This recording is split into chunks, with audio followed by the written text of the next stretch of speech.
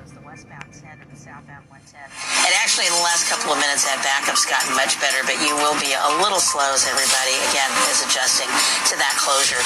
No slowing through Mid-City right now. It's a wide-open drive in both directions. We did have a report of a stalled vehicle in on the 105 east of Paramount, so just be very watchful until they can get that removed. I see some slowing through Santa Fe Springs. Looks like it's a little bunched up on that 5 north from Imperial Highway all the way to the 605. Now in Bellflower, we had an earlier big rig that overturned on the off-ramp, 91 east on the Bellflower off-ramp. So Caltrans crews are, as soon as they all arrive, they're going to possibly shut down some lanes on the right so they can repair some guardrail. And then right down the road, the northbound 710 transition to the eastbound 91 is currently closed. That is for Caltrans work. Next report at 12:25 from the Irvine Auto Center, 24-hour traffic center.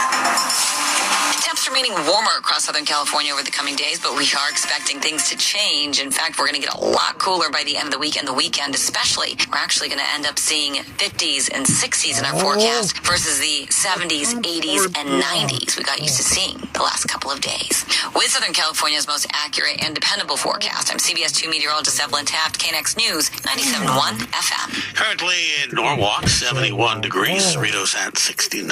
It's 78 in Woodland Hills, and in Glendale at 67.